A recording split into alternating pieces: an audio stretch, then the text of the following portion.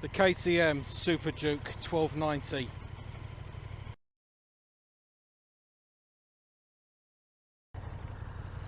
So, she's up there. She's in sports mode. I don't know if she's in miles, yeah, MPH. Brakes. Okay, emergency. Oh, locking. Was it they said that locked? I forgot. I'll have to show it out later. Okay, trips and all that. Okay, you've got your buttons and controls here. You've also got cruise control. Sprites are on. Let's whack them off. Full on, full off, on, off. You've got a little switch here, C1, C2. I'm not sure what that means or what that's for. Indicator. In your face. Alright. While I'm waiting for this truck to get a move on, to sort his life out, I want to make a couple of things really clear here. There is no such thing as a review until you've had the bike for at least like a period of time where you've taken it out in all sorts of different weather or in different modes and different road conditions, unless you've taken it to a track and done like, you know, 190 on it, or whether you've taken it in like a traffic jam and kind of negotiated your way, filtering through traffic, things like that. You know, people who've had these bikes for like a week or a month are the best people to do reviews on. This, you're just coming for a ride with me. You're coming with me on a ride on what is really a first impression on a super naked bike like this. Because that's all we've got. First impressions for, like, you know, the 20 minutes that, like, or the half an hour or whatever amount of time that I've got with this bike until I take it back to the dealership. So, and my impression is oh my God. She's pokey, she's powerful, and she's scary fast.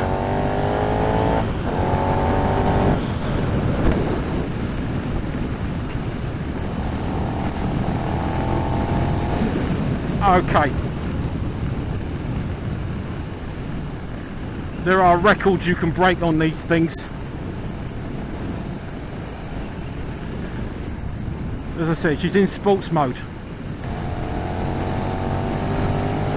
Because she bloody flies. The people I've spoken to about this bike, they say, like, hold on. Just bloody hold on until you get to know her. I mean, she's in that class of, like, the super nakeds. 5th gear and she rolls on. I mean, bloody hell. This bike is not a joke. This bike is serious. Really? Do I need to go take it for a spin? Be careful. No, I'm serious, be careful. If you don't know what you're doing, she will spin out on you. No, I'm not going to ride it today. You'll be on tippy toes, but it's light. Okay, I'm 5'10", 5'11", thereabouts. And I'm 1 foot in it down. It's light. This 1290. Jesus Christ, mate, that thing blew me away. Really? Is that good? You'll do 120 in 3rd gear without even knowing it.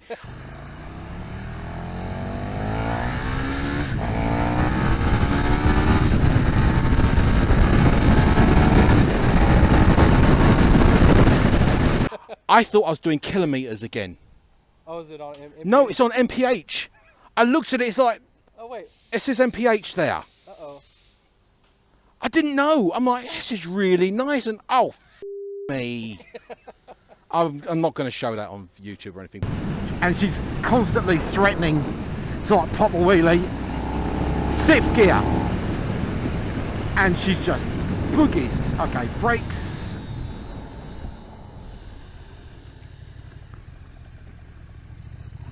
Actually, that's quite impressive.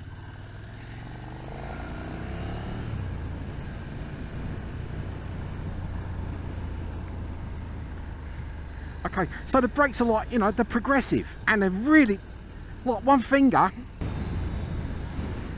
And once again, those brakes are bloody stopping power.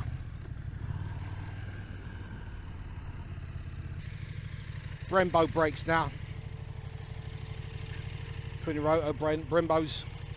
And yeah, last time I took out the 890, I got it wrong. It was a single piston at the back, but that's like typical for any bike really. Considering that, like, you know, the back brake only accounts for like 30% of stopping power on a motorcycle. You know, so I got corrected on that because I was a bit surprised. See, my bike, the K1600, has like twin pistons on the rear. But yeah, you talk about the difference between this, which is like a 400 and something like pound bike versus a 700 pound tourer. So yeah, I accept that correction there from like one of my diligent viewers. I mean, yeah, suspension wise, well, when I stomped on her, the front brake, she did dive a little bit, but she doesn't have a wishbone suspension, just a straight triple tree. Oh, we got adjustable fronts. All right, how do you adjust them then if you wanted to? What's the method? 0, and then you got +3, -3. It's got a built-in steering dampener. And bloody hell does this thing need it.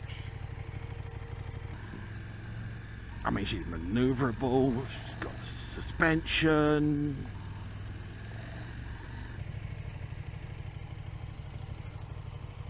Yeah, I mean, we come on full beam and you're good to go there. Return and all that. Got your buttons. And yeah, you've got all your different modes, trip, data, ride mode,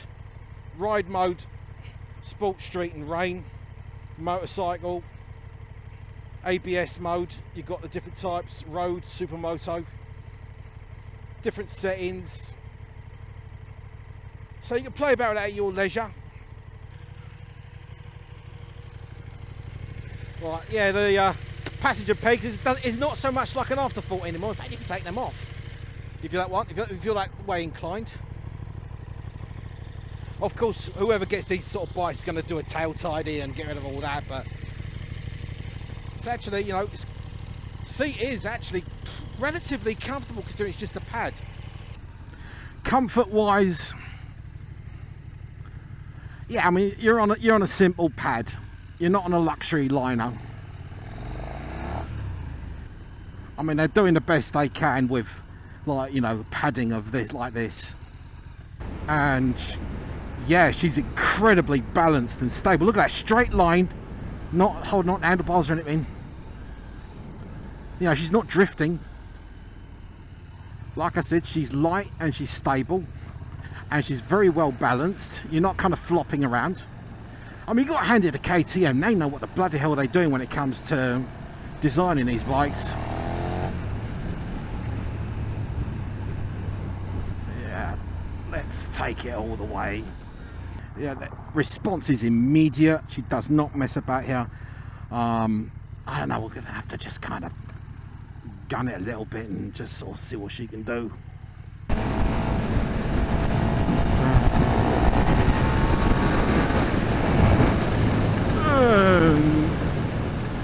Yeah.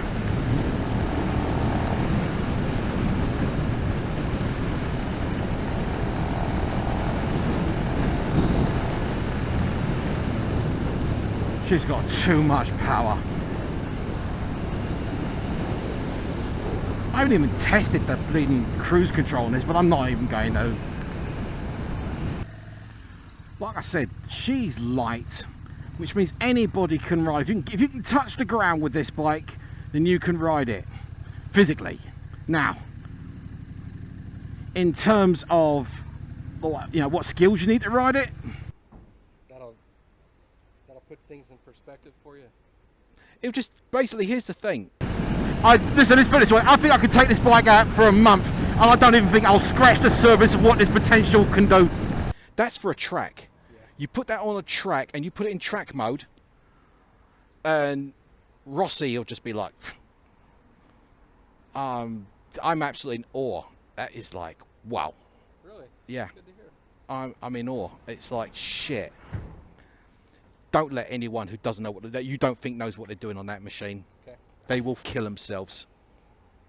You know, no kids. Don't let any kids near that thing. Okay. But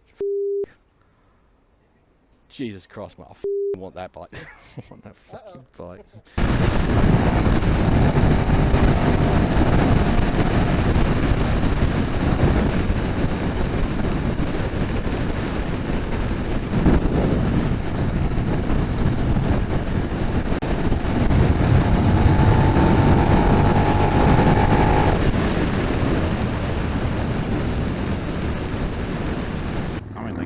Gears are very well meshed, very like no play, no messing about with it.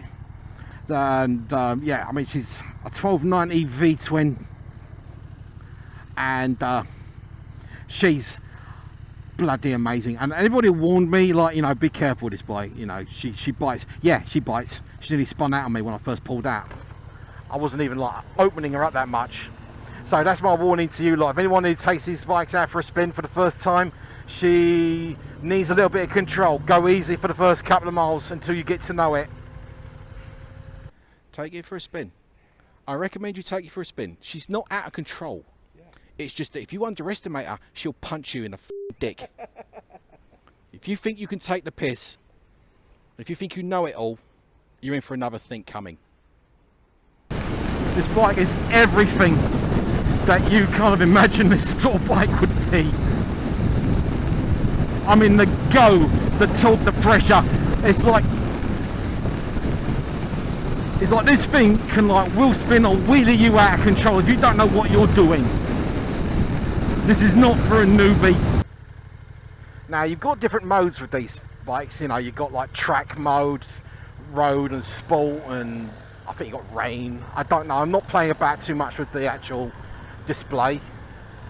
But this is a bike you take on the track. You don't take it for a tour, but it's got cruise control, so it's kind of like mixed messages. Right, weird thing about this light fixture, it looks really good. It's got the heatsink exposed there, so keeping the LEDs nice and cool. I don't know, this bike does a lot of the thinking for you.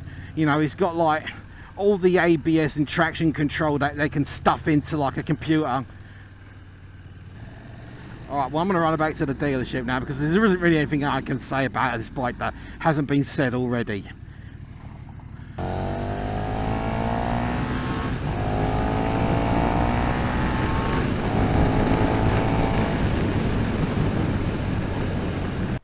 There's got to be at least like 20 grand out the door, at least. It's 18,699. So 20, 21 out the door. I mean, what can I say about this machine?